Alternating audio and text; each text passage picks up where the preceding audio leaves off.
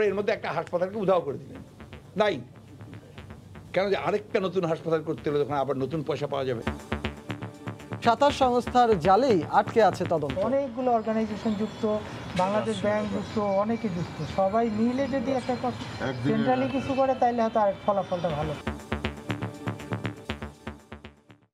দেখছিলেন প্রধান শিরোনাম, রাত 11টার সময় সঙ্গে আছি আমি সজল মিত্র রিচার্ড।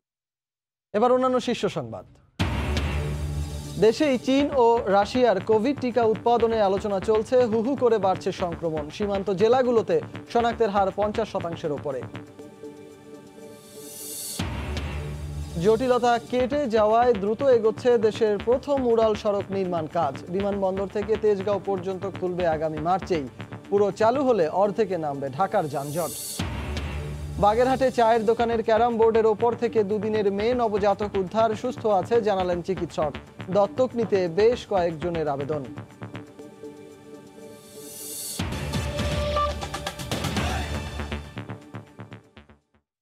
অর্থ পাচার এবং স্বাস্থ্য খাতের অব্যবস্থাপনা নিয়ে সরকারের ব্যাপক সমালোচনা করেছেন বিএনপি ও জাতীয় পার্টির সংসদ সদস্যরা। জবাবে অর্থমন্ত্রী বলেন, আর্থিক দুর্নীতি কমাতে প্রণয়ন করা হবে নতুন আইন। তিনি পাচারকারীদের নাম জানতে চান। বিরোধী দলীয় আইন প্রণেতাদের সমালোচনা আর দীর্ঘ আলোচনার পর চলমান বাজেট অধিবেশনে 2020-21 অর্থ বছরের সম্পূরক বাজেট পাশ হয়। এ সময় সংসদে স্বাস্থ্যমন্ত্রী বলেন, ব্যবস্থাপনা ভালো ছিল বলেই করোনায় মৃত্যুর হার এখনো কম। করোনা মোকাবেলায় সরকার সম্পূর্ণরূপে ব্যর্থ হয়েছে বলে মন্তব্য করে বিএনপি মহাসচিব মির্জা ফখরুল ইসলাম আলমগীর বলেছেন, এই মহামারীকে কেন্দ্র করে অর্থ লোপাট করাই ক্ষমতাসীনদের প্রধান লক্ষ্য। দুপুরে জাতীয় প্রেস ক্লাবে আলোচনা অনুষ্ঠানে মন্তব্য করেন তিনি। এই সরকারের সবচেয়ে বড় ব্যর্থতা এই শতাব্দীর যে কোভিড-19 মোকাবেলায় তারা সম্পূর্ণ ব্যর্থ হয়েছে। একটাই তো লক্ষ্য, খালি দুর্নীতি করবে, খালি চুরি করবে। স্বাস্থ্যমন্ত্রী তিনি উপস্থিত থেকে রিজেন্ট হাসপাতালের সাহেদের সঙ্গে চুক্তি করলেন, তো সাহেদকে জেলে নিলেন, মন্ত্রীকে নিলেন না কেন? বলতো মন্ত্রী চাকরিটা গেল না কেন? He is equally responsible. উনি এখন উপস্থিত ছিলেন, অ্যাবেটার হিসেবে তো তাকেই প্রথম ধরতে হবে আপনাকে। অর্থ পাচার প্রতিরোধের দায়িত্বে কাজ করে দুদক সহ সরকারের 27টি সংস্থা। বিদেশে অর্থ পাচারের মামলায় দুদক বলছে, অর্থ পাচার রোধে অন্য সংস্থার কাছ থেকে সহযোগিতা চেয়েও পাওয়া যায় না।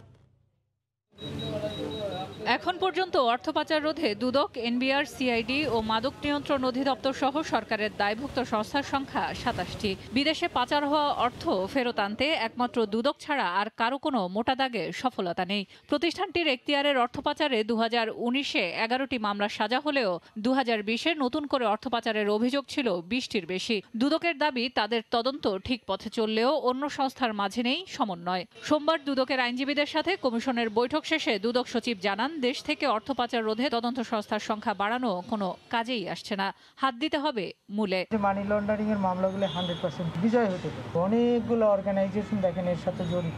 আমার এখানে একটা কমিটি করলে খুব যে ভালো কিছু ফলাফল পাবেন তা ক্রস কাটিং ইস্যু, অনেকগুলো অর্গানাইজেশন যুক্ত, বাংলাদেশ ব্যাংক যুক্ত, অনেকে যুক্ত, সবাই মিলে যদি একটা সেন্ট্রালি কিছু করে তাইলে হয়তো আর ফলাফলটা ভালো পাবে। দুদক আইনজীবী জানান, অর্থ পাচারে অনেক তথ্যই আদালতে দেওয়া হয়েছে, সেগুলো শুনানির অপেক্ষায় আছে। হাইকোর্টে একটা সুমোটো রুল আছে, পেন্ডিং আছে, সেখানে আমরা অনেকগুলো কমপ্লায়েন্স দিয়েছি।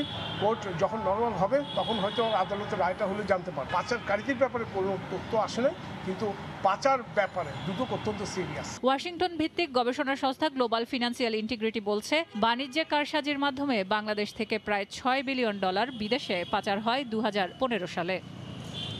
সেলিয়া সুলতানা, সময় সংবাদ, ঢাকা। করোনা টিকার সংকট মেটাতে এবার দেশেই চীন ও রাশিয়ার কোভিড টিকা উৎপাদনের আলোচনা চলছে বলে জানিয়েছেন স্বাস্থ্যমন্ত্রী জাহিদ মালেক। দুই দেশই এ বিষয়ে আগ্রহী বলেও জানান তিনি। এদিকে দেশে করোনায় একদিনে আরও 30 জন মারা গেছেন। 24 ঘন্টায় শনাক্ত হয়েছেন 1970 জন। কোভিশিল্ডের টিকা নিয়ে নানা ধোঁয়াশার মধ্যে দেশের টিকা কার্যক্রমে আসা জায়গায় গত 12 মে চীনের সিনোফার্ম থেকে পাওয়া উপহারের 5 লাখ ডোজ টিকা।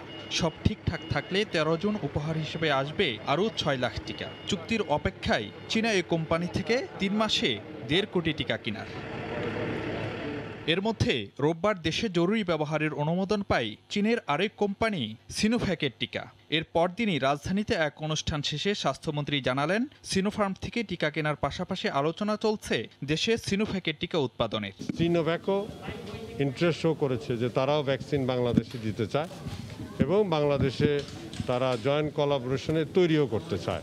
আলোচনা এগুচ্ছে, তারা যদি ভালো করে আমাদের এখানে দিতে পারে এবং তৈরি করতে যদি তারা পারে এখানে আমাদের বিভিন্ন দেশীয় কোম্পানির সাথে, তাহলে পরে আমরা সেই সুযোগ তাদেরকে করে দিব। পাশাপাশি রুশ টিকা স্পুটনিক ভি বাংলাদেশে উৎপাদনে মস্কোর আগ্রহের কথাও জানান স্বাস্থ্যমন্ত্রী। বলেন, চূড়ান্ত পর্যায়ে রয়েছে রুশ টিকা কেনার চুক্তি। রাশিয়াও ইতিবাচকভাবে আমাদের এই ভ্যাকসিনের বিষয়ে তারা গ্রহণ করেছে এবং তারা ভ্যাকসিন আমাদের দেশে তৈরিও করতে চায় এবং আমাদেরকে তারা দিবেও। এখন সময়টা বলতে পারি না, যত তাড়াতাড়ি সম্ভব তারা দিবে। এছাড়া ফাইজারের টিকার ক্ষেত্রে বিশেষ কাউকে অগ্রাধিকার দেওয়া হবে না জানিয়ে স্বাস্থ্যমন্ত্রী বলেন, যে 4 কেন্দ্রে ফাইজারের টিকা দেওয়া হবে সেখানে নিবন্ধন তালিকায় আগে থাকা ব্যক্তিরা পাবেন এ টিকা। এদিকে ক্রমেই অবনতি হচ্ছে দেশের কোভিড পরিস্থিতি। সবশেষ একদিনের শনাক্তের হার আবারও 11% ছাড়িয়ে গেছে। 24 ঘন্টায় মারা গেছেন আরও 30 জন। ফারুক ভিয়া, রবিন, সময় সংবাদ, ঢাকা। এদিকে দফায় দফায় লকডাউন বিধি নিষেধেও ঠেকানো যাচ্ছে না সীমান্তবর্তী বেশিরভাগ জেলার করোনা সংক্রমণ। আজ সকাল পর্যন্ত 24 ঘন্টায় রাজশাহী মেডিকেলে আরও 7 জন মারা গেছেন। জেলায় শনাক্তের হার 30%। এছাড়া বাগেরহাটে 55 ও সাতক্ষীরায় শনাক্তের হার 53%। এই অবস্থায় হাসপাতালগুলোতেও দেখা দিয়েছে শয্যা সংকট। গত 24 ঘন্টায় রাজশাহী অঞ্চলে করোনা আক্রান্ত হয়ে আরও 7 জন মারা গেছেন। এর মধ্যে রয়েছেন চাঁপাইনবাবগঞ্জের 3 জন, রাজশাহী, পাবনা, নাটোর ও নওগাঁর 1 জন করে। মেডিকেলে 448 জনের নমুনা পরীক্ষায় 197 জন করোনা শনাক্ত হয়েছেন। রোগীর অনেক চাপ, এইভাবে চলাফেরা করলে আস্তে আস্তে বাড়তে থাকবে। রাজশাহী, চাঁপাইনবাবগঞ্জ, অন্য যে বর্তমান যে সীমান্তবর্তী জেলাগুলো আছে, এগুলো কিন্তু rate of infection very high.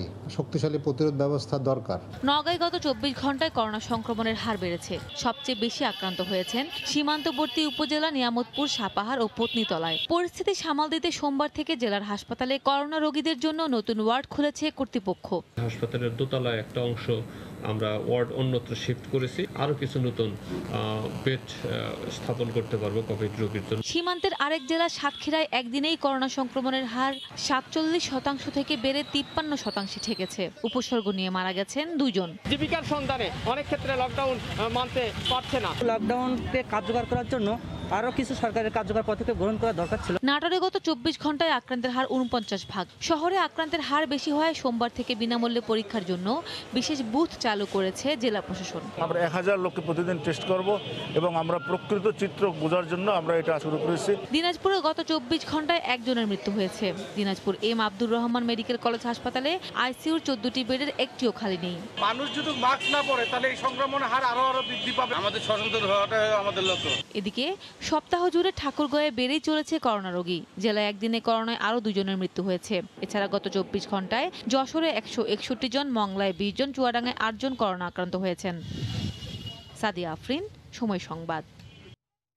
জমি অধিগ্রহণ ও বিনিয়োগ জটিলতা কেটে যাওয়ায় দুর্দান্ত গতিতে এগিয়ে চলেছে দেশের প্রথম উড়াল সড়ক ঢাকা এলিভেটেড এক্সপ্রেসওয়ের কাজ। এরই মধ্যে বিমানবন্দর থেকে তেজগাঁও পর্যন্ত মাথা তুলে দাঁড়িয়েছে প্রায় 2400 পিলার। প্রকল্প সংশ্লিষ্টরা বলছেন, আগামী বছরের শুরুতেই খুলে দেওয়া হবে উড়াল সড়কের প্রথম অংশ। আর 2023-এর জুনে পুরো সড়ক চালু হলে ঢাকার যানজট অর্ধেক কমে যাবে বলে প্রত্যাশা তাদের। মাহমুদ রাকিবের রিপোর্ট আর ছবি তুলেছেন শাহিন রহমান।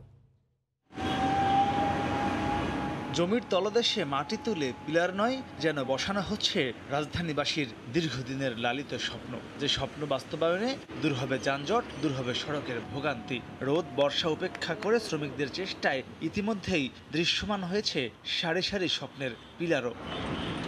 পাখির চোখে দেখলে ঢাকা এলিভেটেড এক্সপ্রেসওয়ে বা উড়াল সেতুর অগ্রগতির দৃশ্য আরও স্পষ্ট বোঝা যায়। প্রায় 20 কিলোমিটার দৈর্ঘ্যের এলিভেটেড এক্সপ্রেসওয়ে শাহজালাল বিমানবন্দর থেকে শুরু করে বনানী তেজগাঁও হয়ে শেষ হবে চিটাগাং রোডে গিয়ে। রেললাইনকে কেন্দ্র করে এই উড়াল সড়ক নির্মাণ হচ্ছে 3টি ধাপে, যেখানে এই উড়াল সড়কে ওঠানামার জন্য 31টি র্যাম্প থাকবে। প্রথম ধাপে বিমানবন্দর থেকে বনানী পর্যন্ত অংশে কাজ শেষ হয়েছে প্রায় 63%। দ্বিতীয় ধাপে বনানী থেকে মগবাজার পর্যন্ত অংশে কাজ শেষ হয়েছে 17%, আর বাকি অংশের কাজ এখনো শুরু হয়নি। আগামী বছরের মার্চ এপ্রিলের দিকে তেজগাঁ রেল স্টেশন পর্যন্ত ট্রাফিক চলাচলের জন্য চিন্তাভাবনা আমরা করছি। আমাদের যে ট্রাফিক স্টাডি আছে তাতে 50% ট্রাফিক যদি উপর দিয়ে যায় তাহলে নিচে 50% জায়গা অবশ্যই ফাঁকা হবে, সেই ক্ষেত্রে ট্রাফিক জ্যাম অনেকটাই লাঘব হবে। প্রকল্প পরিচালক জানান 2013 সালে কাজ শুরু হলেও বিনিয়োগকারী ও জমি অধিগ্রহণ জটিলতা থাকায় কাজে ধীর গতি ছিল, তবে গত এপ্রিলে সব জটিলতা কেটে গেছে। বর্তমানে বিনিয়োগকারী প্রতিষ্ঠান চায়না আইসিবিসি ব্যাংক এবং এক্সিম ব্যাংকের সাথে তারা ঋণ চুক্তি স্বাক্ষর করছে এবং ইতিমধ্যে তারা সে ব্যাংক থেকে তাদের লোন পাওয়া শুরু করেছে। আমাদের যে কনসেশন পিরিয়ড সেটা হচ্ছে 25 বছর, সেই অনুযায়ী তারা টোল নেবে এবং 25 বছর পরে এটা বাংলাদেশ সরকারের কাছে তারা হস্তান্তর করবে। পিপিপি প্রকল্পের আওতায় করা ঢাকা এলিভেটেড এক্সপ্রেসওয়ে করতে মোট খরচ হবে 8,940 কোটি টাকা, যার 27% বহন করবে বাংলাদেশ আর বাকি 73% বিনিয়োগ করবে ইতালিয়ান থাই ডেভেলপমেন্ট কোম্পানি। রাজধানী ঢাকার যানজট নিরসনে সবচেয়ে কার্যকরী পদক্ষেপ বলা হচ্ছে এই ফার্স্ট ঢাকা এলিভেটেড এক্সপ্রেসওয়েকে। যদিও কাজ শুরু হওয়ার পর গত 8 বছরে এর মাত্র 25% অগ্রগতি হয়, এ নিয়ে কিছুটা হলেও আশাহত এই নগরবাসী। তবে প্রকল্প সংশ্লিষ্টরা বলছেন, যেহেতু এই প্রকল্পের সমস্ত জমি অধিগ্রহণ ও অর্থ ছাড় হয়ে গিয়েছে, তাই আগামী বছরের শুরুতেই এই এলিভেটেড এক্সপ্রেসওয়ের সুফল পেতে শুরু করবে এই নগরবাসী। মাহমুদ রাকিব, সময় সংবাদ, ঢাকা। আবারও ভূমিকম্পে কেঁপে উঠল সিলেট। সন্ধ্যায় পরপর দুবারের ভূমিকম্পে নগরীর একটি স্কুলের ভবনে বেশ কয়েকটি স্থানে ফাটল দেখা দিয়েছে। বিস্তারিত জানাচ্ছেন ইকরামুল কবির। সন্ধ্যায় সিলেটের দুদফা ভূমিকম্পে 135 বছরের প্রাচীন বিদ্যালয় রাজা জিসি হাই স্কুলের একটি নতুন ভবনে বেশ কয়েকটি স্থানে মারাত্মক ফাটল দেখা দিয়েছে। প্রত্যেকটা রুমের অবস্থা খুবই খারাপ। এই মুহূর্তে এই ভবনটা একটু ঝুঁকিপূর্ণ। যদি হঠাৎ স্কুল খুলে যায়, আমি আমার বাচ্চাদেরকে নিয়ে কোথায় বসবো, কোথায় পাঠদান করাবো। সোমবার সিলেটের দুদফা ভূমিকম্পের মাত্রা ছিল সর্বোচ্চ 3.8। উৎপত্তিস্থল ছিল দক্ষিণ সুরমা উপজেলার জালালপুরের কাদিগাঁও গ্রাম। ভূমিকম্পের মাত্রা ছিল 3.8 আর লোকেশনটা ছিল সিলেট আবহাওয়া অফিস থেকে 10 কিলোমিটার জালালপুর এলাকা এবং কাদিপুর গ্রামটা পড়ছে, সেই জায়গায় তার লোকেশন দেখাচ্ছে আমাদের, যেটা লিটারেচার লোকেশন দেওয়া হয়েছে তার মতে। 29 মে মাসে 8 দফা ভূমিকম্পের পর সোমবারের দুদফা ভূমিকম্পে সিলেটে আতঙ্ক বিরাজ করছে। সন্ধ্যার সময় সিলেটে যে ভূমিকম্প অনুভূত হয়েছে তার ঝাঁকুনিতে এই রাজা জিসি হাই স্কুলের বেশ কিছু জায়গায় এই ধরনের ফাটল দেখা দিয়েছে। এই অবস্থায় এই ভবনটি মারাত্মক ঝুঁকির মধ্যে রয়েছে বলে জানালেন স্কুল কর্তৃপক্ষ। সিলেটের বন্দরবাজার থেকে ইকরামুল কবির, সময় সংবাদ। দেশের বিভিন্ন স্থানে বজ্রপাতে 11 জনের মৃত্যু হয়েছে। এ সময় আহত হয়েছে আরও বেশ কয়েকজন। গত 24 ঘন্টায় সাতক্ষীরার বিভিন্ন স্থানে বজ্রসহ বৃষ্টিপাত হয়। এ সময় সদর ও তালা উপজেলায় এক নারীসহ 3 জন মারা যান। একই সময় আম কুড়াতে গিয়ে বজ্রপাতে রাজশাহীর 4 ঘাটে 4 জন ও দিনাজপুরের হিলিতে প্রাণ যায় 2 শিশুর। এছাড়া নওগাঁ, মাদারীপুর ও মেহেরপুরে আরও 3 জনের মৃত্যু হয়।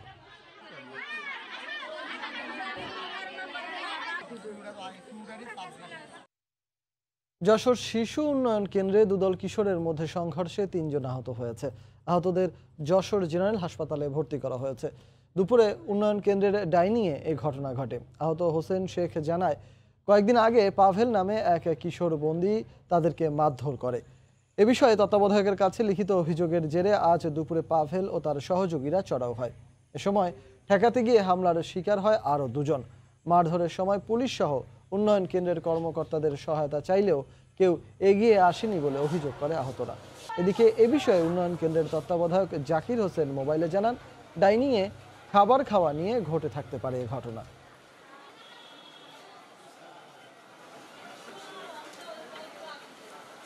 আমাকে 3-4 জন মিলে অ্যাটাক করে, হাতুড়, তারপরে এরকম পাইপ, তারপরে চামিচ, এগুলো দিয়ে আমার উপর আক্রমণ করে। তো আমার মাথা ফেটে যায়। স্যার আনসারদের ডাকলাম, তারা কেউ আয় না।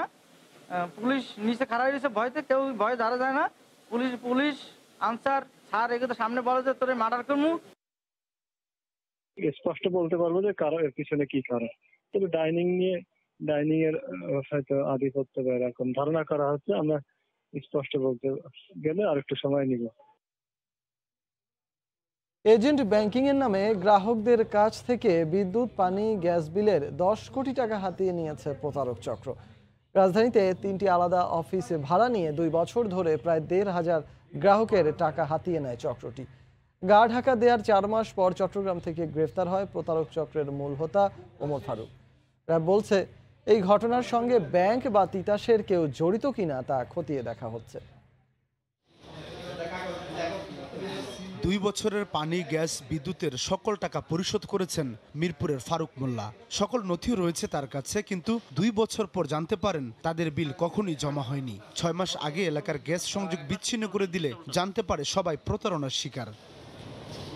মিরপুরে 60 ফুটের প্রায় 1,500 গ্রাহকের কাছ থেকে 10 কোটি টাকা হাতিয়ে নিয়েছে চক্রটি। কলেজের ছেলে মেয়ে দিয়ে মোটামুটি ভালো প্রচারণা চালিয়েছে, তো অনেক আশ্বস্ত হয়েছে, যেহেতু বিল এখন ব্যাংকে জমা নেয় না, ব্যাংক থেকে লাইন ধরতে হয় না, এখানে এসে সুন্দরভাবে দেওয়া যায়। 6টা বিল আমার এই 90,000 টাকা আমি এই প্রতারণার কাছে ধরা খাইছি। এই ঘটনায় মামলা করা হলে 4 মাস পর চট্টগ্রামের সীতাকুণ্ড থেকে গ্রেফতার করা হয় মূল হোতা ওমর ফারুককে। র্যাব বলছে এজেন্ট ব্যাংকিং ছাড়াও মোবাইলে নবকেশ নামে সেবা চালু করে গ্রাহকের কাছ থেকে হাতিয়ে নিয়েছে কয়েক কোটি টাকা। এর সাথে তিতাস বা ব্যাংকের কর্মকর্তাদের জড়িতর প্রমাণ পেয়েছে র্যাব। অনলাইনে সে কিন্তু রিসিপ্ট সহ ব্যাংকের যে থাকে, সিল মোহর থাকে, সবগুলোই সে ব্যবহার করছে, ভুয়া সিল ছাপ্পর ব্যবহার করছে, যার ফলে প্রথম দিকে গ্রাহকরা সহজেই এটা তাদের এলাকাতেই পরিশোধ করতে পারতেছে, সহজে করতে পারছে। র্যাবের দাবি মানুষকে আকৃষ্ট করতে অটুট বন্ধন নামে খোলেন MLM ব্যবসা। গ্রাহক টানতে মাঠে নামিয়েছেন সুন্দরী তরুণীদের। নবক্যাশ নামক এক ধরনের ব্যাংকিং সেবা সে চালু করেছিল। এর মাধ্যমেও জনগণের এবং গ্রাহকদের একটা বিপুল অঙ্কের টাকা সে আত্মসাৎ করেছে। প্রতারণার পাশাপাশি তার বিরুদ্ধে অর্থ পাচার আইনেও মামলা করবে বলে জানিয়েছে র্যাব। সাদাত রহমতুল্লাহ, সময় সংবাদ, ঢাকা।